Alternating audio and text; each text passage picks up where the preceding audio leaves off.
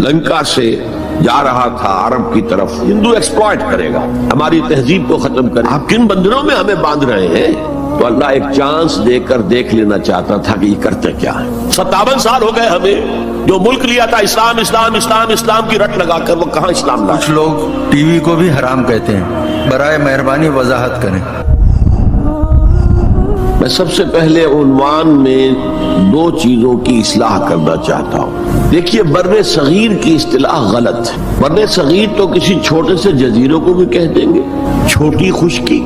یہ ترجمہ کیا گیا ہے سب کانٹیننٹ کا. کانٹیننٹ کہتے ہیں بر اعظم کو, بر اعظم کانٹیننٹ. تو اعظم سے نیچے آتا ہے عظیم. یہ بر عظیم ہے ہند, بر عظیم ہے پاک و ہند. آج ہم اسے پاک و ہند کہیں گے, پہلے یہ بر عظیم ہند تھا. یہ غلط لفظ ہمارے ہاں لکھنے میں بولنے میں آ گیا ہے. بر صغیر تو کسی چھوٹے سے جزیرے کو بھی کہہ دیں گے, چھوٹی سی خشکی. یہ بہت بڑی خشکی ہے. یہ بر اعظم ایشیا کا ایک بہت بڑا علاقہ ہے, اس لیے اعظم سے ایک سیڑھی نیچے اتریے تو عظیم ہوتا. یہ بر عظیم ہے, بر صغیر نہیں. اسی طرح مسلمان غیر اسلامی ریاست میں اس میں بھی ایک مغالطہ ہے, گویا کہ دنیا میں کوئی خالص اسلامی ریاست بھی ہے, جبکہ آج دنیا کی تمام مسلمان مملکتیں خالص غیر اسلامی ہیں. تو گویا کہ بنیادی طور پر کوئی فرق واقع نہیں ہوا. مسلم اکثریت کا ملک ہونا اور بات ہے, اور اسلامی ریاست ہونا اور بات ہے. زمین و آسمان کا فرق. بہرحال ان دونوں موضوعات پر میں کوشش کروں گا کہ اپنے خیالات آپ کے سامنے رکھوں, اور مجھے اندیشہ ہے کہ آپ میں بہت سے حضرات میری بعض آراء سے اتفاق نہیں کریں گے, لیکن میں خلوص و اخلاص کا تقاضا پورا نہیں کروں گا, نہ اپنی ذات سے نہ آپ سے. اگر وہی بات آپ سے نہ کہوں اور آپ کے سامنے نہ رکھوں کہ جو میری حقیقی رائے ہے, تو میں چند باتیں رکھوں گا, قبول کرنا نہ کرنا آپ کا کام ہے. دیکھیے, بر عظیم پاک و ہند کے ضمن میں سب سے پہلے تو 2 بدقسمتیوں کو نوٹ کر لی. پہلی بدقسمتی یہ کہ یہ بر عظیم دور نبوت کی سعادتوں سے محروم رہا. دور نبوت میں یہاں تک دعوت اسلام نہیں پہنچی. اکا دکا کوئی لوگ مسلمان ہوئے ہیں. مالابار کا کوئی راجہ تھا جس نے شق القمر کا معجزہ اپنی آنکھوں سے دیکھا تھا. اسے جب معلوم ہوا کہ یہ تو اصل میں ایک عرب میں پیدا ہونے والے رسول کی انگلی کے اشارے سے ہوا تھا, تو وہ ایمان لے آیا. لیکن یہ آئسولیٹڈ واقعات ہیں. بحیثیت مجموعی بر عظیم پاک و ہند دور نبوت کی برکات سے محروم رہا. پھر یہ کہ دور خلافت راشدہ کی برکات سے بھی محروم رہا. یہاں اسلام کسی قابل ذکر حیثیت میں آیا ہے دور بنی امیہ میں, وہ بھی کسی دعوت و تبلیغ کے مثبت مقصد کے لیے نہیں, بلکہ ایک انتقام اور بدلے کے لیے کہ کچھ مسلمان تاجروں کا ایک بحری قافلہ جو سرندیپ سے لنکا سے جا رہا تھا عرب کی طرف, اسے یہاں کراچی کے قریب, اسے یہاں کے سندھی ڈاکوؤں نے لوٹ لی. اس پر مطالبہ آیا اسلامی مسلمان حکومت کی طرف سے. وہ ملوکیت تھی. اب وہ اسلامی حکومت اس معنی میں نہیں رہی تھی جس معنی میں کہ خلافت راشدہ اسلامی حکومت تھی, کہ جو قیدی ہے تمہارے پاس رہا کرو اور کمپنسیٹ کرو جو بھی نقصان یہاں ان مسلمان تاجروں کا ہوا ہے. جب اس کے جواب میں بالکل منفی رد عمل موصول ہوا تو پھر چڑھائی کا فیصلہ کیا گیا. گویا کہ یہ ایک سزا دینے کی ایک مہم تھی. بہرحال اس وقت جو اسلام یہاں آیا تھا اس کے کیریکٹرز اس اسلام سے کچھ مختلف تھے جو بعد میں یہاں آیا. وہ اسلام جو محمد ابن قاسم کی سرکردگی میں سندھ میں آیا اور سندھ سے آگے بڑھ کر ملتان بلکہ موجودہ پاکستان کے تقریباً پورے نصف علاقے تک پہنچ گیا تھا, فٹ ہلز آف کشمیر تک. تو یہ اسلام خالص عربی اسلام تھا. ملوکیت تو آ گئی تھی لیکن بدویت اور عربیت جو ہے اس کی چھاپ اس پر ابھی گہری تھی. اور اس اسلام میں نہ ابھی فرقے تھے, نہ مسلک تھے, نہ حنفی, نہ مالکی, نہ شافعی, نہ حنبلی, نہ عقائد کے بارے میں بحثیں شروع ہوئی تھی, علم کلام کی بحثیں ہوئی تھی, نہ ابھی یونانی فلسفے اور منطق کا حملہ ہوا تھا. ابھی کچھ نہیں تھا. سادہ اسلام. اسلام اپنی اصل سادگی پر برقرار تھا. چنانچہ اس کی قوت تسخیر بڑی زبردست ثابت ہوئی, اور خاص طور پر محمد ابن قاسم جو نوجوان 17-18 برس کا نوجوان اور نہایت نیک اور پاک باز, سندھ کے ہندوؤں نے جو اپنی ایک روایت ہے کہ اس طرح کا آدمی تو کوئی اوتار ہی ہو سکتا ہے۔ فارسی میں بھی کہا جاتا ہے کہ در جوانی توبہ کردن شیوے پیغمبر است، جوانی کے اس عمر میں بھی کوئی شخص پاک زندگی گزار رہا ہو تو یہ تو پیغمبروں کا طریقہ ہے، اور ہندوستان میں تصور پیغمبروں کا نہیں تھا، اوتاروں کا تھا، تو اسے بھی ایک اوتار سمجھ کر اس کی مورتیاں تراش کر مندروں میں رکھ لی گئیں اور ان کو پوجا جانے لگا۔ یہی چیز اس کے لیے خطرے کا سبب بن گئی ہے، کیونکہ اب بیک ہوم اسلام کا جو اصل گھر تھا عرب، اس میں ملوکیت آ چکی تھی، اور ملوکیت کبھی اسے برداشت نہیں کر سکتی کہ کوئی اور شخص اتنا پاپولر ہو جائے کہ اسے چیلنج کر سکے، لہذا محمد بن قاسم کو بلایا گیا اور شہید کر دیا گیا۔ اب اس کے بعد ظاہر بات ہے کہ وہ اسلام ریسیڈ کرنا شروع ہوا، واپس آنا شروع ہوا، اس کے کچھ اثرات اس علاقے میں رہ گئے، لیکن اسلام کی واپسی ہو۔ یہ اسلام کا پہلا ورود تھا بر عظیم کی سرزمین پر۔ اس کے بعد اسلام آیا ہے 300 برس بعد، اور اب یہ آیا ہے شمال مغربی سرحدی صوبے میں جو درے ہیں، کوہ سلیمان میں، کوہ ہندو کش اور کوہ سلیمان میں، درہ خیبر ہے، درہ ٹوچی ہے، درائے گومل ہے، درائے بولان ہے، یہاں سے آنا شروع۔ اس اسلام کی خصوصیات کچھ اور تھی۔ ان 300 سالوں میں فقہی مسالک بھی پیدا ہو چکے تھے، حنفی، مالکی، شافعی، حنبلی، ان کے درمیان اختلافات بھی تھے، بحثیں بھی تھی، مناظرے بھی تھے۔ دوسرے ایک خاص جو ہے تصوف کا فن جو ہے وہ بہت ترقی کر چکا تھا، اور اس میں اکثر و بیشتر وحدت الوجود کا تصور اس کی بنیاد میں موجود تھا۔ تیسری بات یہ نوٹ کیجئے کہ یہاں جو لوگ آئے وہ سب حنفی تھے، اور یہ ترک قبائل ہی تھے در حقیقت، اور ترکوں میں سے بھی غلام لوگ تھے، اسی لیے پہلا خاندان مسلمانوں کا یہاں خاندان غلاماں کہلاتا ہے۔ ترک غلام تھے یہ، جو اپنی ذاتی صلاحیت اور اپنی استعداد کی بنا پر ترقی کرتے کرتے بادشاہت کے مقام تک پہنچے۔ عالم اسلام میں اس وقت 2 عظیم جگہوں پر غلاموں کی حکومت تھی، اور اس سے اندازہ ہو سکتا ہے کہ اسلام میں غلاموں کا فیوچر کتنا روشن ہے۔ ممالک، مملوک، یہ مصر میں حکمران تھے، وہ بھی غلام تھے۔ خاندان غلامہ، قطب الدین ایبک، شمس الدین التتمش، یہ سب کون تھے؟ غلام۔ بہرحال اب جو اسلام آیا اس میں قیادت کی ایک تسلیس پیدا ہو چکی تھی، توحیدی شان نہیں رہی تھی۔ خلافت راشدہ میں قیادت توحیدی تھی، خلیفہ وقت ہی حاکم بھی تھے، خلیفہ وقت ہی مجتہد بھی تھے، عالم بھی تھے، اور وہی سب سے بڑے اللہ والے بھی تھے۔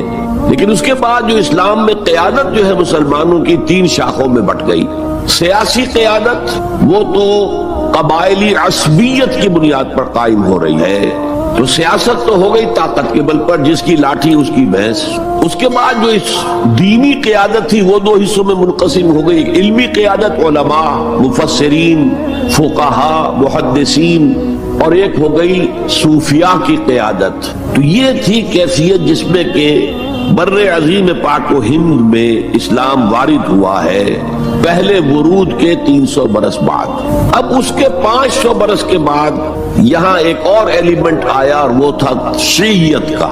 آپ کو معلوم ہے کہ سن 1000 عیسوی میں پاکستان کا جو علاقہ اس وقت کا ہے یہ عالم اسلام میں داخل ہو چکا تھا۔ شہاب الدین غوری وغیرہ کی حکومت وہاں تک تو تھی، البتہ دہلی پر 1206 میں تخت دہلی جو ہے مسلمانوں کا 1206 میں شروع ہوا۔ بہرحال اس کے بعد ہم کہہ سکتے ہیں کہ 300 برس بعد یہاں پر یہ شیعیت آئی ہے، داخل ہوئی ہے، ورنہ اس سے پہلے خالص سنی اسلام تھا اور خالص حنفی۔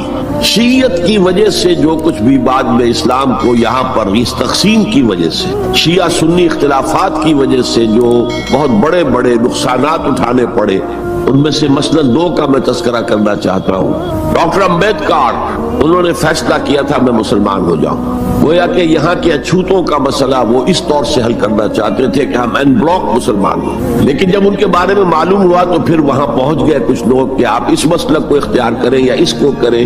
وہ اسی حیث بحث میں پھر انہوں نے فیصلہ کیا کہ میں کوئی بھی نہیں اختیار کرتا، اگر کوئی ایک اسلام ہے ہی نہیں، اب میں ایک کو اختیار کرتا ہوں تو دوسرے سے میری مخاصمت ہو جائے گی، دوسرے کو اختیار کرتا ہوں تو پہلے سے ہو جائے گی۔ اب اگلا دور آیا، ہندوستان میں انگریز آ گئے۔ یہاں موجود بہت سے غیر مسلموں کو شاید میری باتیں اب کچھ ناگوار گزریں، لیکن کچھ حقائق ہیں جو تلخ ہیں لیکن حقائق ہیں، انہیں سمجھنا چاہیے۔ انگریزوں نے یہاں آ کر حکومت چھینی سی مسلمانوں سے بیشتر۔ ویسے تو یہ کہ ہندو راجے مہاراجا بھی تھے، لیکن بیشتر علاقوں میں تو مسلمان حاکم تھے، لہذا انہوں نے مسلمانوں کو دبانا بہت ضروری سمجھا، اس لیے کہ جو سابق حاکم ہو ان میں ایسپیریشنز پیدا ہوتی رہتی ہیں کہ ہم تھے یہاں کے حاکم، کیوں نہ واپس حاصل کریں۔ بغاوت کے ان کے اندر جراثیم مسلسل پروان چڑھتے، مسلمانوں کو دبایا اور ہندوؤں کو اٹھایا۔ کیوں کہ ہندوؤں کے لیے معاملہ صرف چینج آف ماسٹرز کا تھا، کوئی بڑا حادثہ تو نہیں تھا، پہلے مسلمانوں کے غلام تھے اب انگریزوں کے غلام ہو گئے، اور اس اعتبار سے انگریز نے بھی انہیں قریب کیا اور ہندوؤں نے بھی مغربی علوم اور مغربی سائنسز کو پڑھنے میں بڑی سبقت کی۔ بنگال میں انگریز آیا اور بنگال میں آپ کو معلوم ہے اکثر و بیشتر جو سائنسدان پیدا ہوئے جن کی کہ لکھی ہوئی ٹیکسٹ بکس جو ہے بہت عرصے تک استعمال ہوتی رہی ہندوستان میں، یہ کون تھے؟ چیٹرجی، بینرجی، سب کے سب بنگالی تھے۔ ایک اور بات یہ ہے کہ ہندو اپنے ماضی سے بہت دور آ چکے تھے، ان کا ماضی عظمت والا، آخر اشوک کا دور بہت عظمت کا، چندر گپت موریہ کا دور بہت عظمت کا، وکرماجیت کا دور بہت عظمت کا تھا، لیکن وہ بہت پیچھے جا چکے تھے۔ تقریباً مسلمانوں کی آمد کی وجہ سے 1000 سال کا فصل واقع ہو چکا، لہذا تہذیب و تمدن کے لیے بھی جیسے کہ انہوں نے مسلمانوں کے زمانے میں فارسی پڑھی، فارسی پڑھتے تھے، کوڈ لینگویج فارسی ہے، جیسے کہ پھر بعد میں مسلمان اور ہندو اور سب نے انگریزی پڑھی، ملازمتیں ملیں گے تو انگریزی پڑھنے والوں کو ملیں گی، راستہ کیریئرز کا کھلے گا تو انگریزی پڑھنے والوں کا کھلے گا۔ اسی لیے کہاوت تھی ہندوستان میں، پڑھے فارسی اور بیچے تیل، دیکھو رے قسمت کے کھیل۔ فارسی پڑھ کے تو اسے کہیں حکومت کے اندر اہلکار ہونا چاہیے، اس کی حیثیت کچھ اور ہونا چاہیے، فارسی پڑھ کے اور تیل بیچنا۔ جبکہ مسلمانوں کا معاملہ یہ تھا کہ ان کی تو ابھی تہذیب اور تمدن، ان کی روایات ابھی تازہ تھی، لہذا جو غیر مسلم تھے یہاں کے انہوں نے انگریزی علوم، انگریزی سائنس، انگریزی تہذیب اس کو کھلے دل کے ساتھ خوش آمدید کہا، اور مسلمانوں میں ایک زبردست ڈویژن ہو گیا، بلکہ ابتدائی ری ایکشن تو بہت سخت تھا، یک طرفہ تھا، ہم نہ انگریزی پڑھیں گے، ہم نہ انگریزی علوم سیکھیں گے، نہ سائنس پڑھیں گے، ہم تو اپنے کونوں کھدروں میں اگرچہ جو سیلاب آ گیا ہے اس کو روکنے کی طاقت تو ہم میں نہیں ہے، لیکن ہم کونوں میں جا کر بیٹھ جائیں گے، قال اللہ قال رسول۔ اور انگریزی تہذیب سے اس قدر دوری کہ اگر کوئی میز کرسی پر بیٹھ کر کھانا کھا لے تو کرسٹان ہو گیا، یہ تو کسی نے چمچہ استعمال کر لیا کھانے میں، کانٹا تو بہت دور کی بات ہے، چمچہ بھی استعمال کر لیا تو کرسٹان ہو گیا۔ تو اس درجے ری ایکشن تھا علماء کے زیر اثر حلقوں میں، گویا کہ وہ جو گاندھی جی کا فلسفہ تھا نان کوآپریشن، تو مسلمانوں نے انگریزوں کے ساتھ شدید قسم کا naan cooperation from the very beginning شروع کی۔ اس پر سر سید احمد خان نے ان دونوں چیزوں کی مخالفت کی۔ ایک تو انہوں نے انگریزوں کو بتایا کہ دیکھو یہ جو آزادی کی جنگ تھی یہ صرف مسلمانوں کی نہیں تھی، 1857 کی، یہ تو مشترک تھی، تو اس کے اندر کیا سبب ہوا ہے، اس کی وجہ سے آپ مسلمانوں سے بودھ محسوس نہ کریں، اور مسلمانوں سے بھی کہا بھائی انگریزی پڑھو، انگریزی علوم حاصل کرو، سائنس پڑھو، سائنٹیفک نالج حاصل کرو، ورنہ تمہاری حیثیت ہندوستان میں کیا رہ جائے گی؟ پلے دار رہ جاؤ گے یا گوشت فروش رہ جاؤ گے، اللہ اللہ خیر صلی اللہ، اور تمہاری کوئی حیثیت نہیں رہے گی۔ تو اس اعتبار سے سر سید احمد خان ایک اہم لینڈ مارک ہے۔ اس کے علاوہ انگریزی دور کا ایک اور جو پہلو بہت اہم ہے، انگریزوں نے ڈیوائیڈ اینڈ رول پالیسی کے تحت مسلمانوں اور ہندوؤں کے درمیان مرافرت کو ہوا دی۔ یہ ان کی پالیسی نہیں مستقل، یہ ایک قوم کی حیثیت سے سامنے نہ آ جائیں، پھر ظاہر بات ہے کہ ہمارے پاؤں تو اکھڑ جائیں گے یہاں سے۔ تو یہ جو ہمارے ہاں شروع ہوا، کچھ اور فیکٹر بھی تھے، ہندوؤں میں ایک انتقامی جذبہ بھی تھا کہ مسلمانوں نے ہم پر حکومت کی ہے 800 برس 1000 برس، اور ظاہر بات ہے سارے حاکم اچھے تو نہیں تھے، کوئی اچھا بھی تھا تو اکثر و بیشتر تو عیاش قسم کے لوگ تھے۔ ہم نے محل بنائے، تاج محل بنائے، ہم نے کوئی کام اور تو کیا نہیں۔ دین کی تبلیغ تو اولیاء اللہ نے کیا، صوفیاء نے کی، کبھی بھی سرکاری سطح پر، حکومت کی سطح پر یہاں تبلیغ اسلام کا اہتمام نہیں ہوا۔ ایک دو ایکسیپشنز ہیں، ایک راجہ گجرات کاٹھیا واڑ کے علاقے کا جس نے کہ تبلیغ کا اہتمام کیا، ایک راجہ کشمیر کا تھا جس نے تبلیغ کا اہتمام کیا، باقی حکمرانوں نے کوئی کوشش۔ آزادی سے قبل متصلاً جو کیفیت پیدا ہو گئی تھی اس کا ایک اہم فیکٹر یہ تھا کہ مسلمانوں میں ہندوؤں کا ایک خوف پیدا ہو گیا، کیونکہ جو نظام اب بن چکا تھا وہ تو یہ تھا کہ ووٹ کی بنیاد پر فیصلے ہوں گے، ون مین ون ووٹ۔ اس کے اعتبار سے مسلمان اقلیت میں اور غیر مسلم ہندو یہاں اکثریت میں. تو گویا کہ ہمیشہ کے لیے اگر ایک ملک کی حیثیت سے یہ ملک جو ہے تقسیم آزادی حاصل کرتا ہے تو مسلمان غلام ہو جائے, ان کی تہذیب بھی ختم کر دی جائے گی. شدھی کی تحریک شروع ہو چکی تھی, ان کا مذہب بھی تبدیل کرنے کی کوشش کی جائے گی. میوات کے علاقے میں بڑی زبردست تحریک اٹھائی گئی تھی شدھی کی, جس کا توڑ کرنے کے لیے مولانا محمد الیاس رحمۃ اللہ علیہ سامنے آئے اور تبلیغی جماعت کا انہوں نے سلسلہ شروع کیا. یہ اصل میں میوات کے اندر جو شدھی کی تحریک تھی اس کا جواب تھا, اس سے حفاظت مسلمانوں کی. تو اندیشہ یہ تھا کہ ہندو ایکسپلائٹ کرے گا, ہماری تہذیب کو ختم کرے گا, ہماری زبان کو ختم کرے گا, معاشی طور پر ہمیں ایکسپلائٹ کرے گا, مفلوج کرے گا, اور اپنی سی کوشش کرے گا کہ ہمارا مذہب بھی تبدیل کرا دے. تو مسلمانوں کی ایک قومی جماعت, اگرچہ وہ شروع میں قومی اس کو کہنا غلط تھا, وہ نوابوں, جاگیرداروں, نواب زادوں ان کی جماعت تھی مسلم لیگ, جو 1906 میں قائم ہوئی. مسلمان عوام کا اس سے ساتھ کوئی نہ رابطہ تھا, نہ ان کا کوئی رابطہ عوام کے ساتھ. اس کی جو 1906 سے لے کر 1924 تک کی جد و جہد ہے, وہ ساری دفاعی جد و جہد تھی. ہمارے یہ حقوق ہونے چاہیے, ہمیں اس کی ایشورنس دی جانی چاہیے, ہمیں سیپریٹ الیکٹوریٹ دیا جائے, اور یہ کہ اس سے بھی آگے بڑھ کر ہمیں مرکز میں کچھ زیادہ حیثیت دی جائے تاکہ ہماری بھی کوئی حیثیت ہو, کوئی توازن پیدا ہو سکے. بس اسی پر ساری گفت و شنید تھی. اور اس کے ضمن میں محمد علی جناح جو ہیں وہ تو پروفٹ آف لو قرار دیے گئے تھے, اتحاد کا پیغام بر. وہ 1906 میں تھے انڈیا میں موجود, مسلم لیگ میں شامل نہیں ہوئے تھے, کانگریس کے رکن تھے. اس کے بعد 1913 میں جا کر مسلم لیگ میں شامل ہوئے ہیں مولانا محمد علی جوہر کے کہنے پر. پھر بھی کانگریس کے رکن بھی رہے, مسلم لیگ کے رکن بھی رہے, اور انہوں نے حتی امکان کوشش کی کہ کوئی فارمولا ایسا بن جائے جس پہ کہ اتحاد ہو جائے اور ضمانت مل جائے کہ مسلمانوں کے ساتھ کوئی اس قسم کا سلوک نہیں کیا جائے گا کہ وہ بالکل یوں سمجھیے کہ ایک نیچے لگ کر رہ جائیں اور ان کی کوئی حیثیت نہ رہے. لیکن وہ ناکام ہوئے, شدت کے ساتھ ناکام ہوئے, اور پھر اس درجے مایوس ہوئے کہ ہندوستان چھوڑ کر جا کر انگلستان میں بس گئے, اور وہاں انہوں نے اپنی لیگل پریکٹس شروع کر دی. ایس ایم اکرام صاحب جو ایک بڑے مصنف ہیں, آب کوثر, موج کوثر, رود کوثر کے جو مصنف ہیں, وہ اہم ترین کتابیں ہیں تین مسلم انڈیا کی, political as well as cultural history, ثقافتی جو معاملہ ہے وہ بھی ساتھ ساتھ ہر دور میں کیا اس کا رنگ رہا ہے.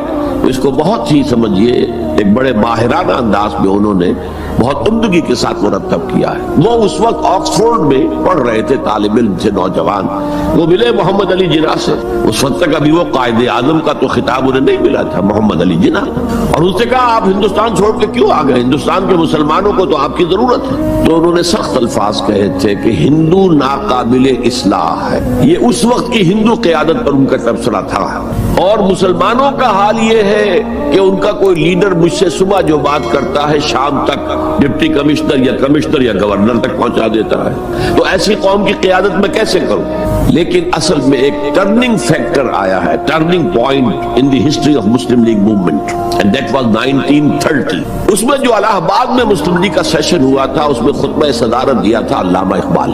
علامہ اقبال اس سے پہلے ہندوستان میں ایک سور پھونک چکے تھے کہ اب اسلام کی نشأت ثانیہ کا دور آنے والا ہے, اسلام جو ہے دوبارہ دنیا کے اندر برسر عروج آئے گا. ایک امید افزا صورتحال علامہ اقبال نے اپنی ملی شاعری سے پیدا کر دی. کتاب ملت بیضا کی پھر شیرازہ بندی ہے, یہ شاخ ہاشمی کرنے کو ہے پھر برگ و بر پیدا. سبق پھر پڑھ صداقت کا, شجاعت کا, عدالت کا, لیا جائے گا تجھ سے کام دنیا کی امامت کا. نوا پیرا ہو اے بلبل کے ہو تیرے ترنم سے, کبوتر کے تنے نازک میں شاہی کا جگر پیدا. اور ویسٹرن سیویلائزیشن کو انہوں نے چیلنج کیا تھا, دیار مغرب کے رہنے والوں خدا کی بستی دکان نہیں ہے, کھرا جسے تم سمجھ رہے ہو وہ اب ذرے کم عیار ہوگا. تمہاری تہذیب اپنے خنجر سے آپ ہی خودکشی کرے گی, جو شاخ نازک پہ آشیانہ بنے گا ناپائیدار ہو. کہ یہاں فرسٹ ورلڈ وار کے بعد جو عالم اسلام کی کیفیت ہوئی تھی اس پر کس قدر یاس انگیز, نا امیدی سے بھرا ہوا مرثیہ مولانا حالی نے لکھا تھا. قوم کی زبان اس وقت وہ تھی, قومی شاعر جو ہے قوم کی زبان ہوتا ہے. بستی کا کوئی حد سے گزر نہ دیکھے, اسلام کا گر کر نہ ابھر نہ دیکھے, مانے نہ کبھی مد ہے ہر جزر کے بعد دریا کا ہمارے جو اترنا دیکھے. اور آخر میں جو مناجات بحضور سرور کونین صلی اللہ علیہ وسلم، اے خاصہ خاصان رسول وقت دعا ہے، امت میں تیری آ کے عجب وقت پڑا ہے. وہ دین جو بڑی شان سے نکلا تھا وطن سے پردیس میں، وہ آج غریب الغربا ہے. اسی قسم کی مرثیے علامہ شبلی نے کہے، مولانا حمید الدین فراہی نے کہے، لیکن اقبال پہلا شاعر ہے جس نے کچھ مرثیے بھی کہے ہیں. جب انگلینڈ جاتے ہوئے وہ گزر رہے تھے سسلی، جزیرہ سسلی کے پاس سے جہاز گزر رہا تھا، تو دل میں بھوک اٹھی ہے. کبھی یہ مسلمان جہاز رانوں کا مرکز ہوتا تھا، بیس ہوتا تھا. رولے اب دل کھول کر ہے دیدہ خونابہ بار، وہ نظر آتا ہے تہذیب حجازی کا مزار. تھا یہاں ہنگامہ ان سیرا نشینوں کا کبھی، بحر بازی گاہ تھا جن کے سفینوں کا کبھی. کہا ہے مرثیہ بھی کہا، اقبال کے ہاں مرثیہ ہے، لیکن ساتھ ہی ایک امید افزا پیغام کہ اب دوبارہ نکل کے صحرا سے جس نے روما کی سلطنت کو الٹ دیا تھا، سنا ہے یہ قدسیوں سے میں نے، وہ شیر پھر ہوشیار ہوگا. یہ جو عوامی ایک فضا ان کی شاعری سے پیدا ہو چکی تھی، ملی شاعری سے، انہوں نے 1930 میں آ کر مسلم لیگ کی موومنٹ میں اس کا انجیکشن لگا دیا. اسی طرح چلتی ہوئی ایک تحریک تھی 1906 سے آئی تھی، 24 برس ہو چکے تھے 1930 تک، اب اس میں ایک انجیکشن لگا دیا گیا، احیاء اسلام. اس خطبے میں علامہ نے ایک طرف مسلم قومیت کو بہت مستحکم کیا دلائل کے ساتھ، عمرانی دلائل، پولیٹیکل سائنس کے جو مستحکم اصول ہیں ان کی بنیاد پر کہ مسلمان ایک علیحدہ قوم ہے. اور نمبر 2 انہوں نے کہا، اور یہ ایک پروفیسی تھی، ایک طرح کی مستقبل کے بارے میں ایک پیشن گوئی تھی، تجویز نہیں تھی. پارٹیشن آف انڈیا کی تجویز تو بہت بعد میں آئی ہے 1940 میں، یہ 1930 کی بات میں کر رہا ہوں. تو انہوں نے کہا تھا مجھے یقین ہے کہ یہ ڈیسٹنی ہے، تقدیر مبرم ہے کہ ہندوستان کے شمال مغرب میں، شمال مشرق کا انہیں اس وقت احساس نہیں ہوا تھا. ایسٹ پاکستان کا جو اب بنگلہ دیش ہے ادھر ان کی نگاہ نہیں گئی تھی. ہندوستان کے شمال مغرب کے اندر ایک آزاد مسلمان ریاست قائم ہوگی، اور اگر ایسا ہو گیا تو ہمیں موقع مل جائے گا کہ دور ملوکیت میں، جس کے لیے لفظ بڑا ثقیل استعمال کیا انہوں نے، عرب امپیریلزم. یہ بنو امیہ، بنو عباس یہ عرب امپیریلسٹ تھے، یہ عرب قوم کا امپیریلزم تھا. ان کی حکومت اسلام کی عکاسی کرنے والی نہیں تھی. اسلام کی عکاسی کرنے والی تو خلافت راشدہ تھی، ابو بکر تھے، عمر تھے، عثمان تھے، علی تھے رضی اللہ تعالی عنہ. تو دور ملوکیت میں یا دور عرب امپیریلزم میں جو داغ دھبے آ گئے ہیں اسلام کے چہرے پر، انہیں صاف کر کے اور صحیح اسلام کی ایک شکل دنیا کو دکھائیں. یہ انجیکشن ہے پازیٹیو مقصد کا. اس وقت تک، اس سے پہلے تک تحریک صرف ایک منفی جذبے پر چل رہی تھی، ہندو کا خوف، ہندو اکثریت کا خوف، ایکسپلائٹیشن کا اندیشہ. لیکن اب اسے ایک مثبت بنیاد مل گئی. 1932 میں قائد اعظم گئے انگلستان، لندن، گول میز کانفرنس میں.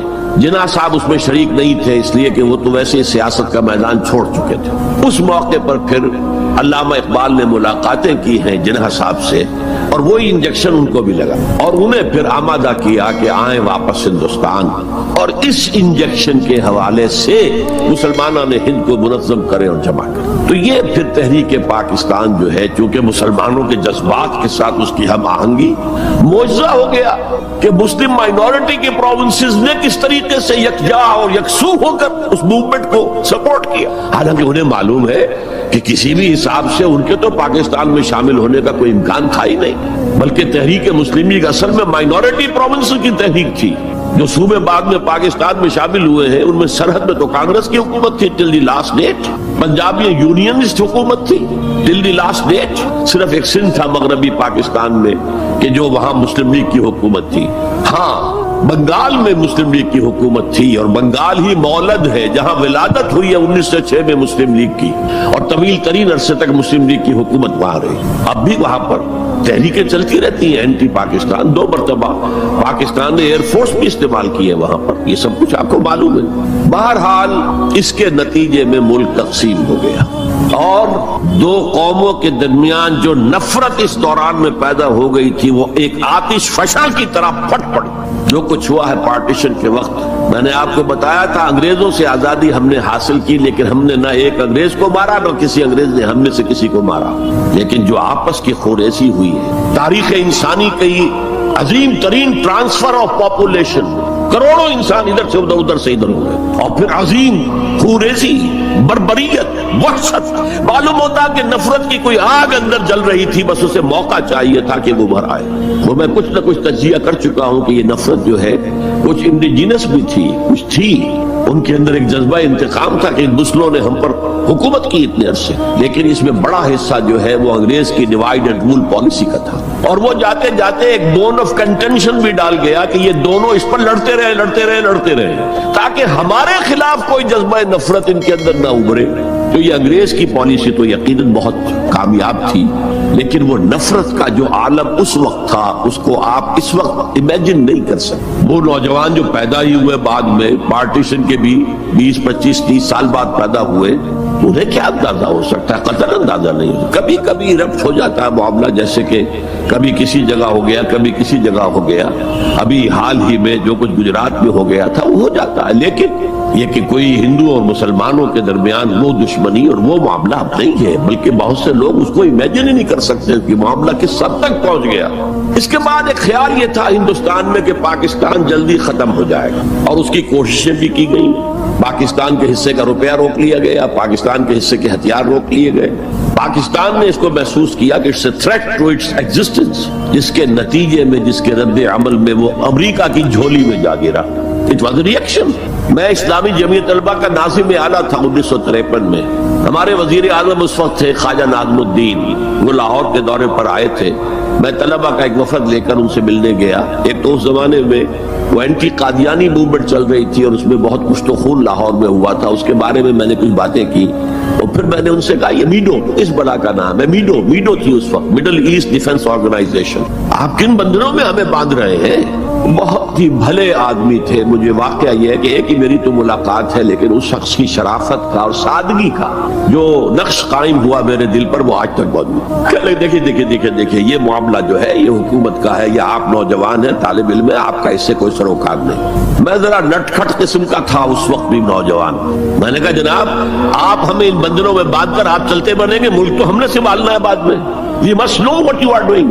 بس یہ کہنے پر اچھا آگے کوئی جواب نہیں۔ دیکھیں الفاظ 3 جملے ان کے سنا رہا ہوں، یہ پوری ہماری تاریخ کا لب لباب بنتا ہے۔ دیکھیے پنڈت جی تو نہیں چاہتے نا کہ پاکستان قائم رہے، پنڈت نہرو، اور ہم اکیلے تو ہندوستان کا مقابلہ نہیں کر سکتے نا، تو ہمیں تو کوئی سہارا چاہیے نا۔ 3 جملے، یہ پاکستان کی فورن پالیسی کا اول روز سے کارنر سٹون، بلکہ یہاں میں ذرا ضمنی طور پر بتا دوں کہ پاکستان کے قائم ہونے اور قائم رہنے میں کتنا بڑا ہاتھ اور کتنا بڑا دخل پنڈت نہرو کا ہے۔ دیکھیے ایک جینیس شخص تھا ابوالکلام آزاد، جینیس، اس میں کوئی شک نہیں، اور کیبنٹ مشن پلان کا مرتب کرنے والا وہی تھا۔ کیبنٹ مشن پلان کو مسلم لیگ نے بھی تسلیم کر لیا کہ ہندوستان 3 زونز کے مشتمل ہوگا، آزاد ہوگا، مرکزی حکومت ایک ہوگی، ایک ویسٹرن زون، ایک ایسٹرن زون، ایک سینٹرل زون، تقریباً وہی جو پاکستان کا نقشہ تھا کہ ایک مغربی پاکستان، ایک مشرقی پاکستان، ایک نیچے بھارت۔ سینٹرل گورنمنٹ کے پاس فلاں جو ہے یہ اہم ترین چیزیں تو سینٹرل گورنمنٹ کے پاس ہوگی، فورن پالیسی ہوگی، بجٹ ہوگا، مالیات کا معاملہ ہوگا، ڈیفنس ہوگا، یہ ان کے پاس ہوگا، کمیونیکیشنز ہوگی۔ باقی یہ ریجنز جو ہیں ان کو حق ہوگا وہ اپنے فیصلے کریں، اپنے معاملات چلائیں، اپنے قوانین بنائیں۔ ایک شق اس میں ایسی تھی کہ 10 سال کے بعد کسی بھی حصے کو، کسی زون کو سیسیڈ کرنے کا، علیحدہ ہونے کا حق حاصل ہوگا، گویا کہ کم سے کم 10 سال کے لیے آزاد پاکستان کا مطالبہ ختم۔ قائد اعظم نے مان لیا، تو اب اگر کوئی امکان تھا تو وہ 10 سال کے بعد تھا نا۔ اب کس نے بنوایا پاکستان؟ وہ تو چونکہ مولانا آزاد اس درجے بددل ہو چکے تھے، قائد اعظم نے انہیں شو بوائے کہہ کے اتنا جو ہے بددل کر دیا تھا کہ انہوں نے کانگریس کی صدارت چھوڑ دی۔ تو کہا گیا ان سے آپ صدارت قبول کریں، نہیں، پنڈت جی ہو گئے صدر، اور پنڈت جی سے جب پوچھا گیا کیبنٹ مشن پلان کے بارے میں تو انہوں نے کہہ دیا ایک دفعہ ہندوستان آزاد ہو جائے پھر کون کسی کو علیحدہ ہونے دیتا ہے۔ بات تو سچی تھی، نکل جاتی ہے جس کے منہ سے سچی بات مستی میں، فقیہ مسئلہ بھی سے وہ رندے بادہ خار۔ اچھا بات تو سچی تھی لیکن کہنے کی نہیں تھی اس وقت۔ اس پر فوراً قائد اعظم نے ریورس گیئر لگایا کہ اگر نیت یہ ہے تو پھر ہم نہیں مانتے، وی آر گوئنگ بیک۔ تو عالم واقعہ میں پاکستان کس نے بنوایا 1947 میں؟ ہسٹری کا تجزیہ کیجئے، سمجھئے یہ کچھ اللہ تعالیٰ کی مشیت تھی۔ تمام انسانوں کے دل حضور کی ایک حدیث کے مطابق اللہ کی 2 انگلیوں کے مابین ہوتے ہیں، وہ جدھر چاہتا پھیر دے۔ یہ اللہ کی حکمت تھی۔ اللہ چاہتا تھا کہ یہ مسلمانان ہند جو کہہ رہے ہیں اللہ ہمیں آزادی دے، انگریز سے بھی دے، ہندو سے بھی دے، تیرے دین کا بول بالا کریں گے، ہم تیرے نبی کا دین قائم کریں گے، تو اللہ ایک چانس دے کر دیکھ لینا چاہتا تھا کہ یہ کرتے کیا ہے۔ حالانکہ لارڈ ماؤنٹ بیٹن کی تجویز تھی کہ 14 اگست کو انڈیا پہلے اس کی فریڈم ڈکلیئر ہو اور 15 کو پاکستان کی ہو، تاریخ بدل جاتی۔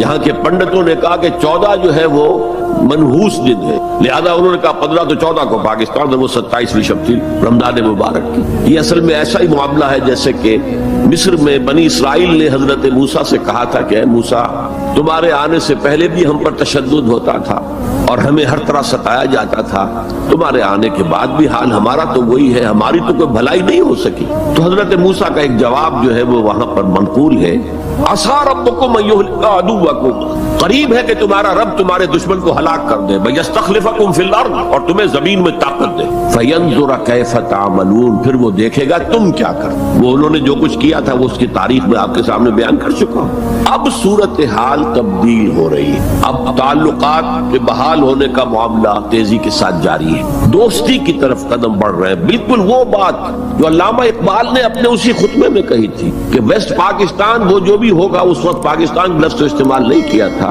وہ ہندوستان کی حفاظت کا ذریعہ بنے گا۔ ہندوستان پر ہمیشہ حملہ آور ہوا نارتھ ویسٹ سے، ہمالیہ کراس کر کے تو کوئی آ نہیں سکتا، اور تاریخ میں پہلی مرتبہ انگریز آئے تھے سمندر کے راستے سے، باقی تو جو آیا وہ کوئی ہن آئے، منگولز آئے، پٹھان آئے، جو بھی آیا ادھر ہی سے آیا ہے نا۔ تو یہ جو ہے ہندوستان کی پروٹیکشن کا ذریعہ بن جائے گا، اور واقعہ یہ کہ بن گیا، ورنہ یہ کہ کمیونزم سویپ کر کے پورے انڈیا کو لے جاتا۔ یہ پاکستان کے اندر وہ جو بھی مذہبی جذبہ ہے، چاہے وہ مثبت طور پر بروئے کار نہیں آ سکا، لیکن بے خدا کمیونزم کے خلاف جو مسلمانوں میں جذبات تھے، تو اس رو کو، اس سیلاب کو روکا ہے پاکستان۔ بہرحال اب صورتحال جیسا کہ میں نے کہا ہے کہ عام طور پر بھی اب آمد و رفت کی سہولتیں کی جا رہی ہیں، اور میں سمجھتا ہوں کہ وہ نسل بھی اب بیت چکی ہے جس کے دل میں وہ انتقامی جذبات تھے، وہ رہ گئے ہیں ریمننٹس کچھ تھوڑے بہت کچھ لوگوں کے اندر، ورنہ بائی اینڈ لارج بحیثیت مجموعی وہ کیفیت اب باقی نہیں۔ امید یہ بھی ہو رہی ہے کہ کشمیر کا مسئلہ بھی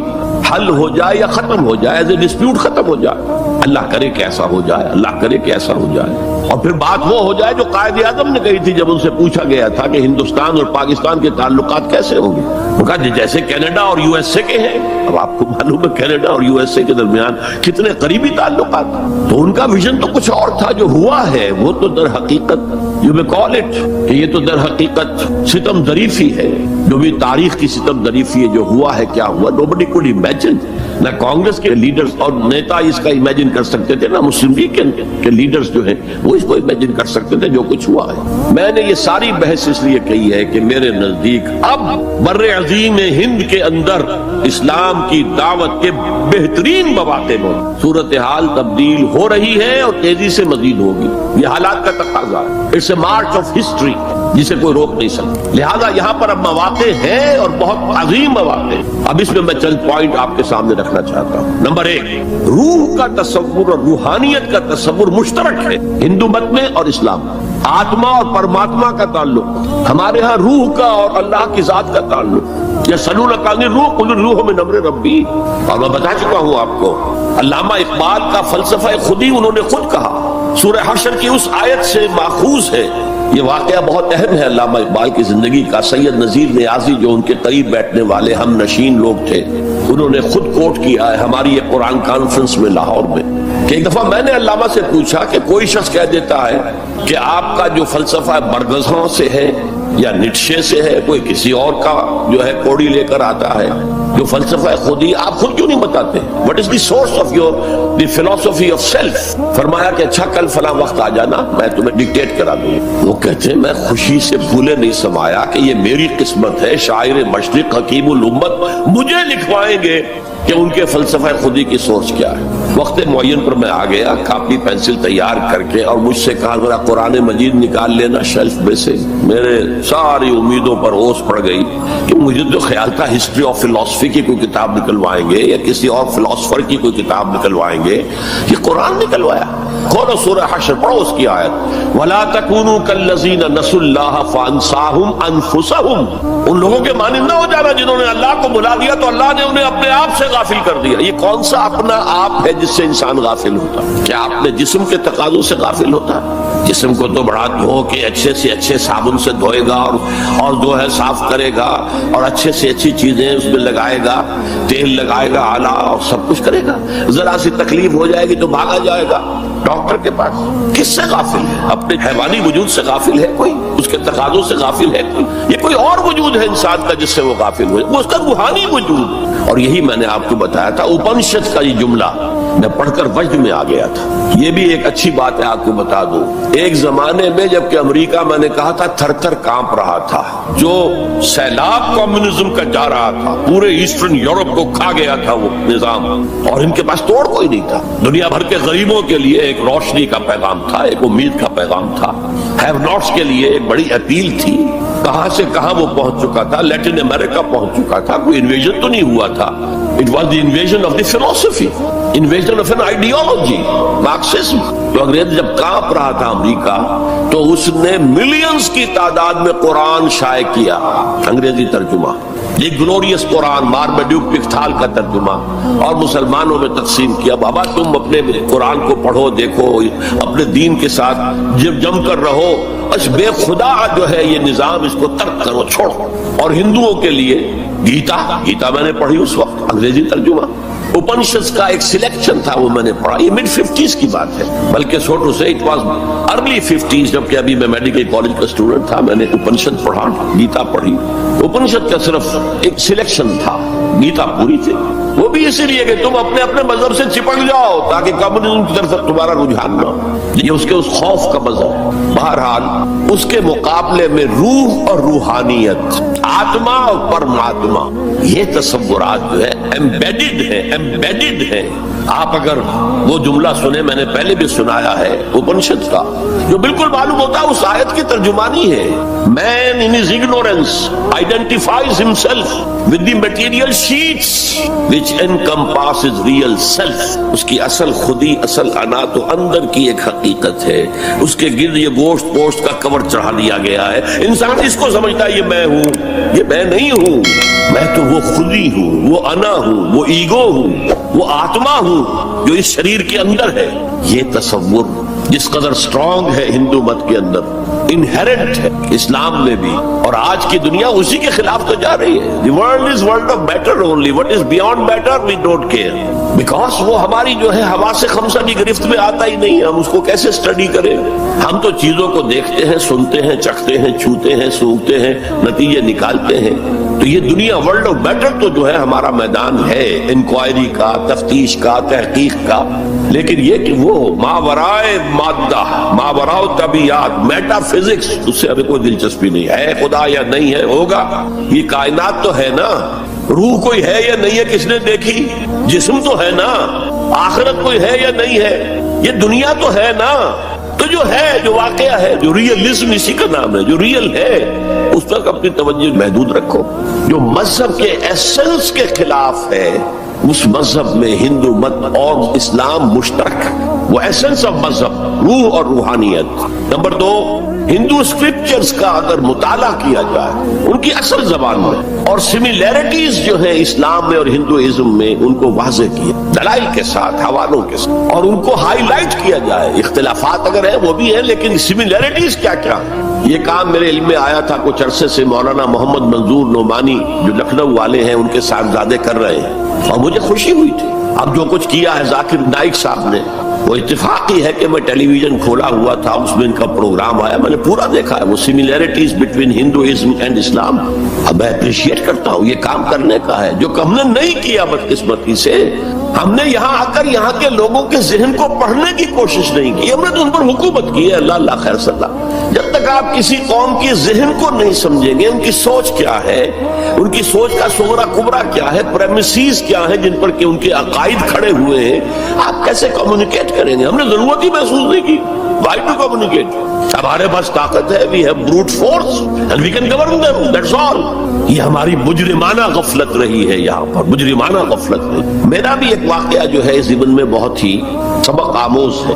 آج سے 13 سال قبل میں ہندوستان جب آیا تھا 1991 میں، تو میں لکھنؤ بھی گیا تھا، وہاں مولانا علی میاں میرے منتظر تھے، پھر انہیں جانا تھا ضروری رائے بریلی اپنے آبائی شہر، تو میں بھی ان کے ساتھ ان کی گاڑی میں بیٹھ کر گیا۔ 24 گھنٹے وہاں میں مقیم رہا، اس مسجد میں نماز پڑھی، 4-5 نمازیں پڑھی جہاں سے کہ سید احمد بریلوی رحمۃ اللہ علیہ نے اپنی ہجرت کا آغاز کیا تھا۔ وہاں میں نے ان سے ایک بات کہی کہ مولانا دوسرے مدارس جو ہیں بریلوی اور دیوبندی، شاید وہ تو میری اس تجویز پر غور تو دور کی بات ہے، اس کو سننے پر بھی آمادہ نہ ہو۔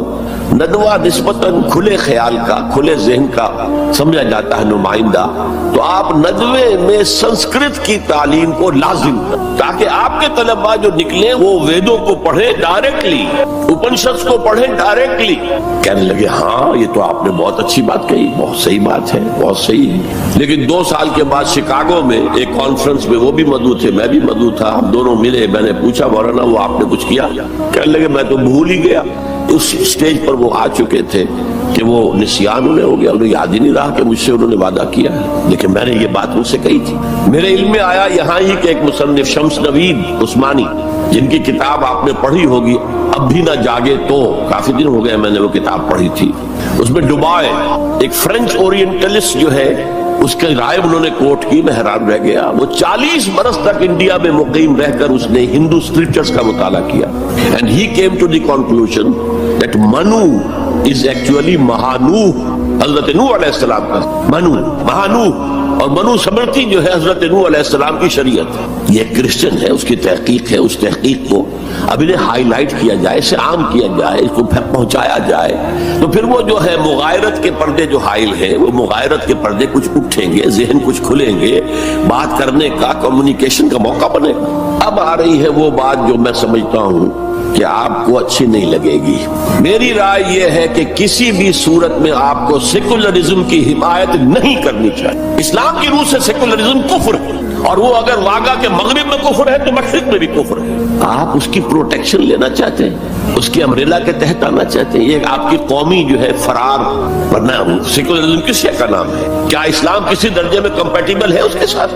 سیکولرزم کا مطلب یہ ہے کہ آپ ایک سرکل بنا لیں، اس سرکل کے اندر ہے پولیٹیکو سوشو اکنامک سسٹم، یہ تو ہوگا، کسی بھی مذہب سے کوئی تعلق نہیں اس کا۔ عوامی حاکمیت جو بدترین شرک ہے، اس کی بنیاد پر جو پارلیمنٹ آئے، جو کوئی مجلس ملی آئے، جو کوئی کانگریس آئے، وہ جو ہے قانون بنائے، ہومو سیکسولیٹی کو جائز قرار دے، اجازت ہے، ہومو سیکسول میرجز کو رجسٹر کروائے، ٹھیک ہے، it has no reference to any religion whatsoever۔ ہاں اس سرکل کے پیری فری پر چھوٹے چھوٹے سرکلز بنا دیجئے، یہ ہندو مت ہے، یہ اسلام ہے، یہ سکھ مت ہے، یہ بدھ مت ہے، یہ فلاں ہے، یہ کرسچینٹی ہے، یہ جوڈائزم ہے، یہ ہے، تاؤزم ہے، یہ رہیں گے پیری فری پر۔ یہ انفرادی ذات معاملہ ہے زندگی کا، اور اس میں آزادی ہے ہر ایک کو، جو چاہے بلیفز رکھے، ایک خدا کو مانے، 100 کو مانو، کسی کو نہ مانے، ٹھیک ہے، شہری تو ہے وہ، جس طرح چاہے پوجا پاٹ کرے، درخت کو پوجے، پتھروں کو پوجے، بتوں کو پوجے، ایک انسین خدا کو پوجے، جس کو چاہے پوجے، سورت کو پوجے، چاند کو پوجے، جو چاہے پوجے، سوشل کسٹم جو چاہے رکھے، بہرحال ہر ایک کا اپنا خیال ہے۔ ان چیزوں میں ہر شخص آزاد ہے، لیکن یہ پولیٹیکل سسٹم، یہ کرمنل لا جو بھی ہے، پھر اکنامک سسٹم، سود، سیوا، سب جائز ہے۔ کسی مذہب کے حرام قرار دینے سے ان کو نہیں روکا جائے گا، کسی آسمانی ہدایت کو دلیل کے طور پہ تسلیم نہیں کیا جائے گا، چاہے وہ تورات ہو، چاہے قرآن ہو، چاہے کوئی اور آسمانی کتاب ہو، ہندوؤں کی کتابیں ہو، وہ تسلیم نہیں کی جائیں گی۔ This is not compatible with Islam. How can the Muslims accept it? مجھے حیرت ہوتی ہے، میری یہ بات میں جانتا ہوں یہاں کسی کی سمجھ میں نہیں آئے گی، لیکن یہ کہ بہرحال جیسا کہ میں نے شروع میں کہا تھا، اگرچہ قول تو وہ فرعون کا ہے، لیکن قرآن میں نقل ہوا، قرآن کی آیت ہے، ما اریکم الا ما ارا، میں آپ کو وہی کچھ دکھا سکتا ہوں جو میں خود دیکھتا ہوں، ورنہ میں سنسیئر نہیں ہوں، neither to myself nor to you.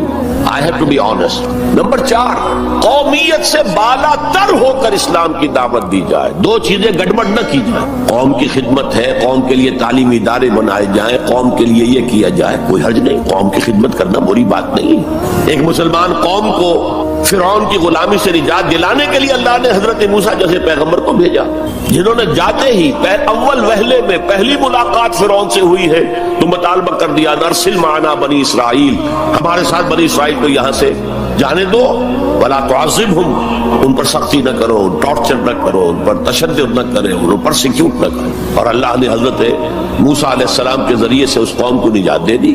حالانکہ وہ قوم کیسی ناہنجار قوم تھی، جس نے جیسے ہی سمندر پار کیا ہے یا دریا پار کیا ہے، کچھ لوگوں کو دیکھا بتوں پر اعتکاف کر رہے بیٹھے ہوئے، کہا ہمارے لیے بھی ایسا بنا دو تاکہ توجہ کا ارتکاز ہم کر سکیں۔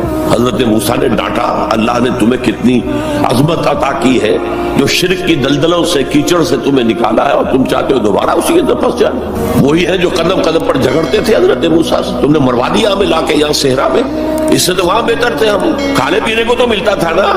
بہرحال اللہ نے من و سلوہ اتار دیا، ایک چٹان سے 12 چشمے جو ہیں وہ برآمد کر دیے، کھاؤ پیو۔ اور پھر وہ اتنی ناہنجار قوم تھی کہ جب قتال کی بات کہی گئی کہ اب تلوار ہاتھ میں لو اور داخل ہو جاؤ فلسطین کی زمین میں، کوڑا جواب، فَذْهَبْ أَنْتَ وَرَبُّكَ فَقَاتِلَا إِنَّا هَاهُنَا قَاعِدُونَ، ہم تو یہاں بیٹھے ٹس سے مس نہیں ہوں گے، جاؤ تم جاؤ، تمہارا رب، فَذْهَبْ أَنْتَ وَرَبُّكَ فَقَاتِلَا إِنَّا هَاهُنَا قَاعِدُونَ۔ یہ معاملہ جو ہے قومی خدمت بری شے نہیں ہے، لیکن کچھ لوگ ایسے ہونے چاہیے کہ جو اس قومی تصورات سے بلند تر ہو کر انسانی سطح پر اسلام کی دعوت دیں، وہ جو ہم پڑھ چکے ہیں، وَلْتَكُن مِّنكُمْ أُمَّةٌ يَدْعُونَ إِلَى الْخَيْرِ وَيَأْمُرُونَ بِالْمَعْرُوفِ وَيَنْهَوْنَ عَنِ الْمُنكَرِ وَأُولَٰئِكَ هُمُ الْمُفْلِحُونَ۔ تم میں سے ایک جماعت ایسی ہونی چاہیے، ایسی وجود میں آنی چاہیے جس کے صرف 3 کام ہو، دعوت الی الخیر، دعوت الی القرآن، اور وہ دعوت بھی 3 لیول پر، بالحکمت والموعظۃ الحسنۃ وجادلھم باللتی احسن، اور نیکی کا حکم دو، بدی سے روکو۔ اور صرف وہی لوگ فلاح پانے والے ہیں جو یہ کام کریں گے۔ دی گریٹر مسلم امہ جو اپنا مقصد بھول چکی کہ ہمیں اس کے لیے برپا کیا گیا تھا، ان سے فلاح کا وعدہ نہیں ہے۔ اولئک ھم المفلحون، حسر کا انداز ہے، اسلوب ہے، صرف وہی لوگ ہوں گے جو فلاح پائیں گے۔ اس لیول پر ضرورت ہے ایک جماعت کی، اور اس کے ضمن میں سب سے زیادہ اہمیت ہوگی اسلام کے سسٹم آف سوشل جسٹس کو ایمفیسائز کرنے کی۔ So emphasize the system of social justice, یہ ہے اسلام جو پیغام دیتا ہے۔ یہ کسی قوم کے لیے نہیں ہے، پوری نوع انسانی کے لیے ہے، انسان کو آزادی دیتا ہے۔ میں بتا رہا تھا کہ وہ جو تلوار ہے، جو میں اس کو مثال دیا کرتا ہوں، یہ ایسی چکی ہے جو ایک طرف آٹا پھینکتی ایک طرف پھینکتی ہی نہیں، ادھر آٹے کے ڈھیر لگ رہا ہے، ادھر آٹا ہے ہی نہیں۔ تو اب کیا ہوا؟ تلوار نے ادھر کاٹا، عیاشی، بدماشی، فضول خرچی، نمود و نمائش پہ پیسہ خرچ کرنا، جس سے آگ لگ جائے ہیو ناٹس کے دلوں کے اندر، پھر ان میں محبت پیدا ہوگی آپ کے لیے، یہ نفرت پیدا ہوگی، عداوت پیدا ہوگی، بغض پیدا ہوگی۔ اور دوسری طرف جو بھوکے ہیں وہ حیوانوں کی سطح پر آ جائیں گے، وہ گویا کہ beasts of burden، وہ انسان نہیں رہتے، they are at a lower level than the human beings, they become like animals۔ اور حدیث نبوی ہے کہ قاد الفقر ان یکون کفرا، فقر جو ہے وہ تو قریب ہو لے آتا ہے انسان کو کفر کے۔ دنیا نے تیری یاد سے بیگانہ کر دیا، تجھ سے بھی دل فریب ہے غم روزگار کے، یہ روزی کا جو غم ہے، کہاں تجھے پوجے، کہاں تیری عبادت کرے، کہاں تجھ سے لو لگائے۔ ہمیں 2 وقت کی روٹی کے لیے، اور وہ بھی سوکھی سی کچھ ملتی ہے، اور دن کتنی پورے دن بھر کی کمر توڑ دینے والی مشقت ہم کرتے ہیں۔ تو اسلام کی دعوت جو ہے، نمبر 1 یہ قومیت سے بالا تر ہونی چاہیے، گڑبڑ نہ کرے، ایک ہی جماعت یہ دونوں کام نہ کرے، ورنہ سمجھا جائے گا کہ یہ بھی اصل میں اپنی قومی بالا تری اور بالا دستی کے لیے کام کر رہے ہیں۔ اپنی پرائرٹیز فکس کر لے، اگر اسلام کے لیے کام کرنا ہے تو قومی سطح سے بالا تر ہو جائے، اور اصولی سطح پر اسلام کی دعوت دیں، اور اسلام کے system of political justice, social justice, economic justice کو نمایاں کریں۔ ان تمام چیزوں کے پیش نظر میں ایک بات، بہت بڑی بات کہہ رہا ہوں۔ حضور کی ایک حدیث ہے، مجھے مشرق کی طرف سے ٹھنڈی ہوا آ رہی ہے۔ اقبال نے جب ترانہ ہندی لکھا تھا، وہ اس میں کوٹ کیا تھا، میرے عرب کو آئی ٹھنڈی ہوا جہاں سے، میرا وطن وہی ہے، میرا وطن وہی۔ کیا جب ہم بہرحال اپنی جگہ پر سمجھ رہے تھے، اور اب بھی ہے امید کہ کسی طرح اللہ ہمیں توفیق دے دے، پاکستان میں وہ نظام قائم کر دے جو پوری انسانیت کے لیے ایک مینارہ نور بن جائے۔ یہی باتیں اقبال نے کہی تھی، میں کوٹ کر چکا ہوں کہ ڈیسٹنی ہے، تقدیر مبرم ہے کہ ہندوستان کے شمال مغرب میں ایک آزاد مسلمان ریاست قائم ہوگی، اور اگر ایسا ہو گیا تو ہمیں موقع مل جائے گا کہ اسلام کے چہرے سے جو بدنما داغ اور دھبے دور ملوکیت میں پڑ گئے تھے انہیں ہٹا کر جاگیرداری آ گئی تھی، دور ملوکیت میں سرمایہ داری آ گئی تھی۔ ابلیس کی مجلس شورا میں ابلیس سے کہلوایا ہے اقبال نے، ابلیس کی زبان سے وہ اپنا پیغام دے رہا ہے، جانتا ہوں میں یہ امت حامل قرآن نہیں ہے، وہی سرمایہ داری بندہ مومن کا دین، جانتا ہوں میں کہ مشرق کی اندھیری رات میں بے ید بیضا ہے پیران حرم کی آستین۔ لیکن ایک عجیب بات کہی ہے، عصر حاضر کے تقاضاؤں سے ہے لیکن یہ خوف، it's a demand of history. عصر حاضر کے تقاضاؤں سے ہے لیکن یہ خوف، ہو نہ جائے آشکارا شرع پیغمبر کہیں۔ عصر حاضر کے تقاضے سمجھ لیجئے، کیپٹلزم کے رد عمل میں کمیونزم پیدا ہوا تھا، اب کمیونزم مر گیا ہے، اب کیپٹلزم بغلے بجا رہا ہے۔ ثابت ہو گیا کہ ہمارا نظام liberal secular democracy and capitalism based on free market and interest and every thing, یہ بہترین نظام ہے، اس سے بہتر کوئی نظام نہیں ہے۔ دیکھ لو وہ مرا پڑا ہوا کمیونزم، اس کی قبر بن گئی ہے، جس پر کہ پھر ہنٹنگٹن نے کہا نہیں میرا بھائی اسے غلطی لگ رہی ہے، فوکویاما کو ابھی کلیش آف سیویلائزیشنز ہونا ہے، ہوگا۔ بہرحال یہ جو نوید تھی کہ آئے گی ٹھنڈی ہوا، ایک خیال یہ ہے اب بھی ہے، شاید حالات جس نہج پر جا رہے ہیں شاید پاکستان اور افغانستان مل کر وہ جگہ بن جائے کہ جہاں پر اسلام کا نظام پورا کا پورا دی پولیٹیکو سوشو اکنامک سسٹم نافذ کر دیا۔ فیکٹس آن دی گراؤنڈز کے اعتبار سے کوئی آثار نہیں ہے، لیکن there can be some divine, کوئی ایسا شکل پیدا ہو جائے اللہ کی طرف سے۔ میں اس سے مایوس نہیں ہوں، ابھی بالکل مایوس نہیں ہوں، اگرچہ تاحال ہم فیل ہو گئے اس میں، ہم تو وہی نظام جو اندیش چھوڑ کر گیا تھا جو کا تو لے کر جا رہے ہیں۔ آپ بہت بہتر اس سے رہے اس اعتبار سے کہ آپ نے جاگیرداری کو تو ختم کر دی۔ ہمارے ہاں تو جاگیردار مسلط ہے، جہاں جاگیردار مسلط ہوگا اور 70% آبادی جو ہے وہ دیہی ہے، گاؤں کی ہے، جاگیرداروں کے انگوٹھے تلے ہے، وہاں سیاست کیا ہوگی؟ سیاست جو ہے وہاں پر it's the musical chair game of the جاگیردارز اینڈ لارڈز، اور کچھ بھی نہیں۔ بہرحال اللہ کرے کہ یہ اس بر عظیم سے، پاکستان بھی آخر اسی بر عظیم کا ایک حصہ تھا، بھارت اسی بر عظیم کا حصہ ہے، بنگلہ دیش اسی بر عظیم کا حصہ ہے۔ میں وہاں بھی گیا تھا تو میں نے کہا تھا کہ آپ یہاں نظام خلافت قائم کریں۔ وہاں خلافت اندولن ایک بڑی تحریک بھی اٹھی تھی، حافظ جی حضور کا نام آپ نے سنا ہوگا، بہت بڑے پیر تھے وہاں کے جنہوں نے ایک موومنٹ شروع کی تھی کہ خلافت کا نظام قائم کیا جائے۔ لیکن یہ ہے کہ کیا عجب کہ ہندوستان کی قسمت میں ہوئی ہے۔ شمس نوید عثمانی صاحب نے جو بات کہی ہے وہ قابل غور یقیناً ہے، اگرچہ مجھے پڑھے ہوئے اس کتاب کو بہت دن ہو گئے ہیں، لیکن مجھے امید ہے کہ جو بات میں کہنے چلا ہوں وہ ان کی طرف غلط منسوب نہیں ہوگی، لفظی طور پر کوئی غلطی ہو سکتی ہے۔ انہوں نے یہ لکھا تھا کہ امت مسلمہ کی قیادت پہلے ملی ہے سامی النسل لوگوں کو، یہ میں آپ کو بتا چکا ہوں، فرسٹ رائز آف دی مسلم امہ، then the first fall of the Muslim Ummah, then the second rise of Muslim Ummah, then the second fall of Muslim Ummah, just as the first rise of Bani Israel, and then the first fall, and then the second rise, and then the second fall. The first rise of the Muslim Ummah was under the leadership of the Arabs. Who are these Arabs? Sami, Semitic.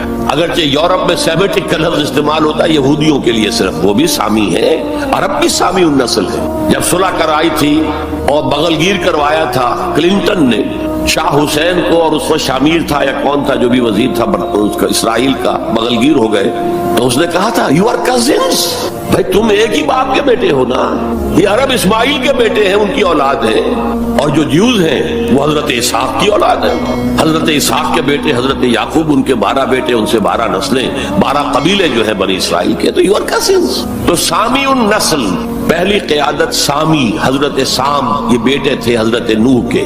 Second rise of the Muslim Ummah was under the leadership of the Turks. They are the progeny of Yafis علیہ السلام۔ انہی کے بیٹوں میں گوگ اور Magog کا نام بھی آیا ہے تورات میں، جوج اور ماجوج۔ وہ اصل میں سینٹرل ایشیا کے ماؤنٹینز کو کراس کر کے وہ شمالی جو میدان چلتا ہے رشیا وغیرہ کا، اور پھر نیچے وہ منگولیا اور چائنا کے ساتھ، اور ادھر ویسٹ میں پھر وہ اسکینڈینیوین کنٹریز سے ہو کر ادھر سے اتر کر لوگ جو آئے ہیں اینگلو سیکسنز، انگلستان میں آئے ہیں یا اور یورپ کے حصے میں آئے ہیں، یہ سب نسل ہے یافس کی۔ تیسری نسل ہے حام کی، اس میں یہ انڈو گریک اینڈ ایرانی ایرینز، سب سے بڑی تعداد ان ایرینز کی کہاں ہے؟ یہ حام کی نسل سے ہے۔ اور شمس نوید عثمانی نے لکھا تھا کہ اب جو اسلام کی اور امت مسلمہ کی قیادت ہے وہ حام کی نسل کو منتقل ہوگی۔ دی تھرڈ رائز آف اسلام، جس پر میں حدیثیں آپ کو سنا چکا ہوں، ہونا ہے، وہ تقدیر مبرم ہے، پوری دنیا پر اسلام کا غلبہ ہو کر رہے گا۔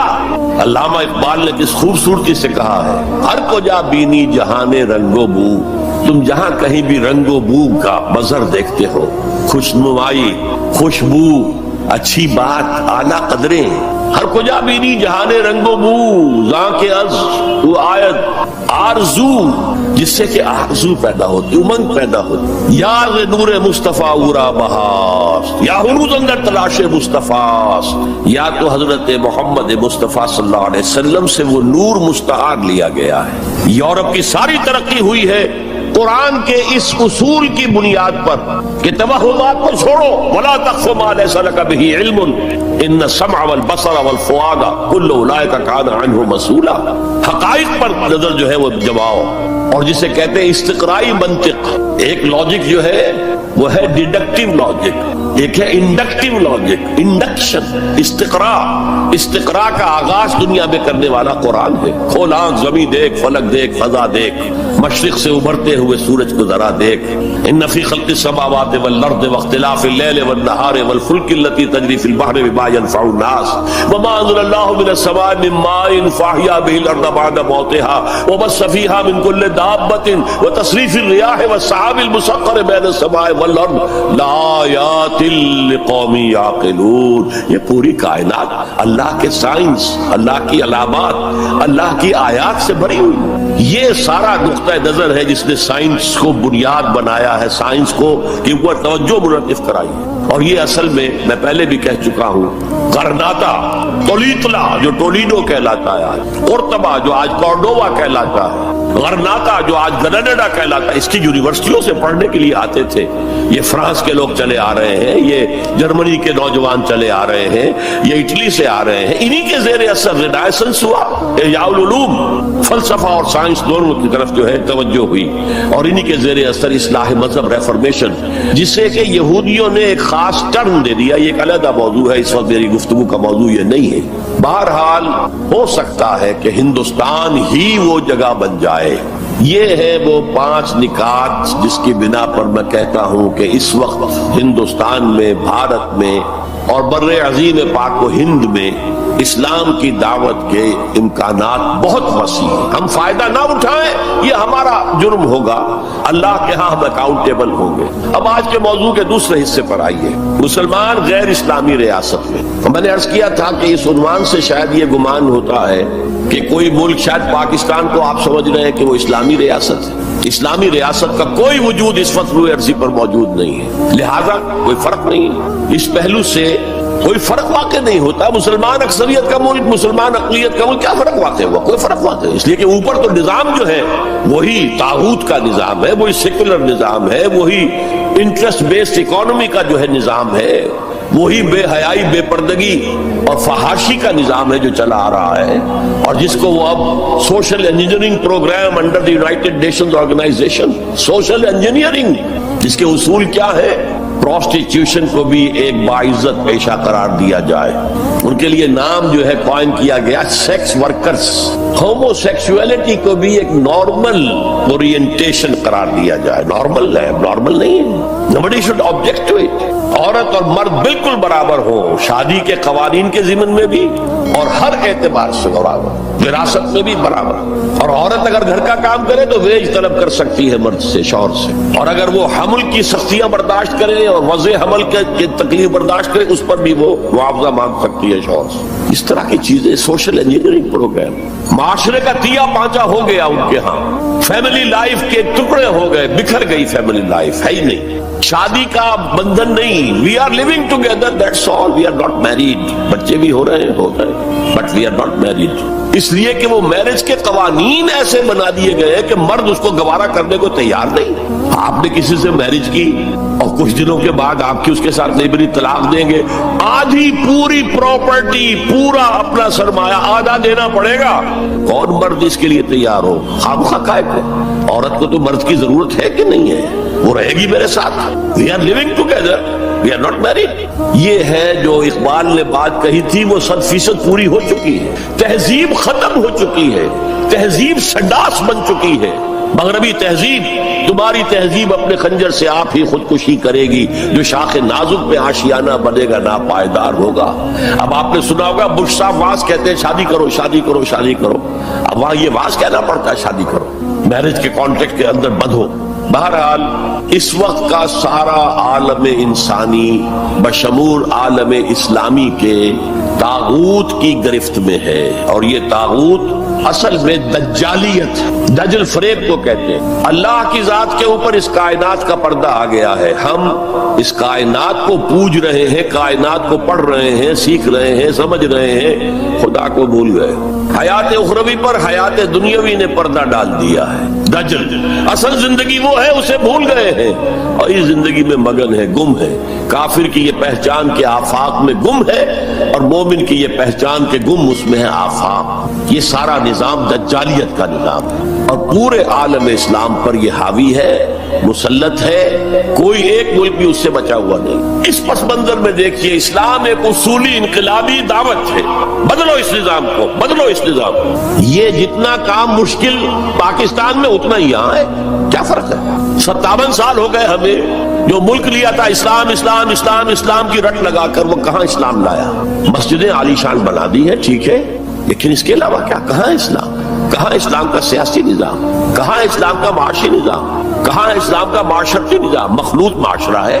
صدر ضیاء الحق نے جب PIA کو ڈرائی کیا, شراب اس میں سرو کرنی بند کر دی, ورنہ پہلے انٹرنیشنل فلائٹس میں شراب سرو ہو جاتی, لیکن اس نے بند کی. میں نے کہا, اور میں اس زمانے میں ان سے کچھ قریب تھا, میں نے کہا آپ نے بڑا اچھا کام کیا. دنیا تو یہی کہے گی کہ دقیانوسی آدمی ہے, یہ کیا کر رہا ہے. لیکن میں نے کہا آپ نے ایک چیز جو حرام ہے وہ تو بند کر دی ہے. دوسری چیز, یہ ایئر ہاسٹسز جو جاتی ہیں, یہ کون سی شریعت کی روح سے جائز ہے؟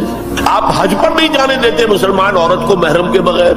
حالانکہ عام طور پر ادھیڑ عمر کی عورتیں, بڑی عمر کی عورتیں جاتی ہیں حج کے لیے, محرم کے بغیر نہیں جائے گی, نہ عمرے پر جائے گی. اور یہ جوان لڑکیاں جو جا رہی ہیں, ان میں کے ساتھ کون سا محرم ہوتا ہے؟ خاموش, کوئی جواب نہیں. میں نے کہا کیا کھانے اور ناشتے کی ٹرے جو ہے وہ مرد نہیں رکھ سکتے آگے؟ یہ ہے وہ ہمارا طرز عمل. اسلام کی کوئی ایک چیز قبول, سر پر, سر آنکھوں پر, اور دوسری چیز جو ہے پاؤں تلے رون دی جائے, جس کی سزا ہمیں مل رہی ہے. الا خزي في الحیات الدنیا ویوم القیامت یردون الی اشد العذاب. تو اب میں نے عرض کیا, کوئی ملک ہو, اقلیت میں مسلمان ہو, اکثریت میں ہو, کوئی فرق واقع نہیں ہوتا. ہر جگہ پر اسلام کو ایک اصولی انقلابی دعوت کی حیثیت سے پیش کیا جائے. نمبر 3, اکثریت اقلیت کا مسئلہ تو اس سے حل ہوتا ہے کہ ہمارے لیے اسوہ کامل ہے محمد رسول اللہ کی ذات مبارکہ. وہ تو اکیلے تھے جب انہوں نے کام شروع کیا تھا. آپ کی اہلیہ حضرت خدیجہ رضی اللہ تعالیٰ عنہ, آپ کے دوست پرانے ابو بکر رضی اللہ تعالیٰ عنہ, آپ کے چچا بھائی جو آپ ہی کے زیر تربیت تھے وہی رہ رہے تھے. چونکہ ان کے والد ابو طالب بہت غریب تھے, لہذا حضور نے انہیں اپنے پاس رکھا ہوا تھا, ان کے اوپر سے بوجھ کم کرنے.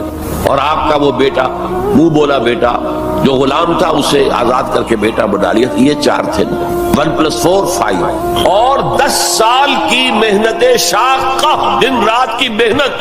اور یہ محنت کرنے والا کون؟ محمد صلی اللہ علیہ وسلم, جس کے کردار کے اوپر کہیں کوئی چھینٹ بھی نہیں ہے, داغ دبا تو بڑی بات ہوتی ہے. بمشکل 100-125 آدمی ساتھ آئے تھے. تو آپ اس اسوے پر چلے, آپ کو 100 بھی نہ ملے, کوئی پرواہ نہیں. کیا جب کس وقت اللہ تعالیٰ دھارے کا رخ موڑ دے, لوگوں کی توجہ ہو جائے. लेकिन उसूल वही हो, दावत वही हो, और नंबर 3 मेथोडोलॉजी वही हो। Don't borrow the methodologies from the movements of this Ira. जमहूरियत के जरिए से कुछ हो जाए और कोई दहशतगर्दी के जरिए से कहीं इस्लाम आ जाए, these are not the methodologies of Mohammad सल्लल्लाहु अलैहि वसल्लम। इलेक्शन में हिस्सा लेने से सवाल ही पैदा नहीं होता। इलेक्शन होते हैं किसी निजाम को चलाने के लिए, न कि किसी निजाम को बदलने के लिए। अगर अमेरिका में कम्युनिस्ट हो रहे हैं, अब भी हैं, तो क्या वो इलेक्शन लड़ेंगे? वो तो इनकलाब बर्पा करेंगे, क्लास कॉन्शियसनेस पैदा करेंगे, हैव और हैव नॉट्स के दरमियान एक मुगायरत पैदा करेंगे, फिर वो हैव नॉट्स को ऑर्गेनाइज करेंगे, और अगर ऑर्गेनाइजेशन मजबूत हो जाए तो somehow or the other, by hook or by crook, they will change the system. इंतखाबात के जरिए से सिस्टम चेंज नहीं होता। तो मेथोडोलॉजी ऑफ मोहम्मद सल्लल्लाहु अलैहि वसल्लम, that is the must, we have to follow it. उसमें किस हद तक कामयाबी हो, हुजूर सल्लल्लाहु अलैहि वसल्लम एक लाइफ स्पैन में आपने सारा काम कर दिया। 10 बरस में तो बमुश्किल 125 आदमी हाथ आया था, और अगले 10 बरस में टोटल रेवोल्यूशन कंप्लीट हो गया।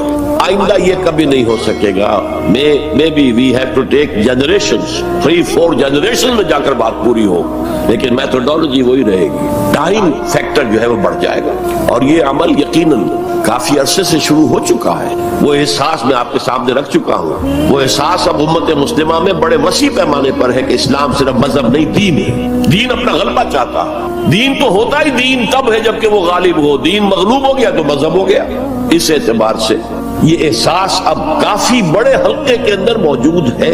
अलबत्ता मेथोडोलॉजी के बारे में उम्मत मुस्लिमा भटक रही है इधर से उधर। इकबाल ने जो शेर कहा था कि निशान राह दिखाते थे जो सितारों को, तरस गए हैं किसी मर्द राहदां के लिए। अल्लाह का शुक्र है, मैं अल्लाह का शुक्र अदा करते हुए कह रहा हूँ, और किसी खुद सताई के जज्बे के बगैर कह रहा हूँ। अल्लाह ने मुझ पर सीरत मोहम्मद सल्लल्लाहु अलैहि वसल्लम को खोल दिया। जैसे मैंने परसों कहा था कि एक हदीस ने तारीख के एक बहुत बड़े संदूक को मेरे लिए खोल दिया। लयातियन्ना अला उम्मती मा अता अला बनी इसराइल हज़्वन नाल बिन नाल। मेरी उम्मत पर भी वो सारे हालात वारिद होकर रहेंगे जो बनी इसराइल पे हुए थे, बिल्कुल ऐसे जैसे एक जोड़े की 2 जूतियां एक दूसरे के मुशाबे होती। इसी तरह अल्लाह ताला ने सीरतुन नबी को मुझ पर खोला। मैंने उसका एनालिसिस किया, तज्जिया किया, और उससे इन्फर किया है, और चैलेंज करता हूं, the process of A true revolution can be deduced, can be inferred only from the Sira of Mohammad सल्लल्लाहु अलैहि वसल्लम। उसकी वजह क्या है? तारीख इंसानी के बाकी सारे इनकलाब जुज़वी थे।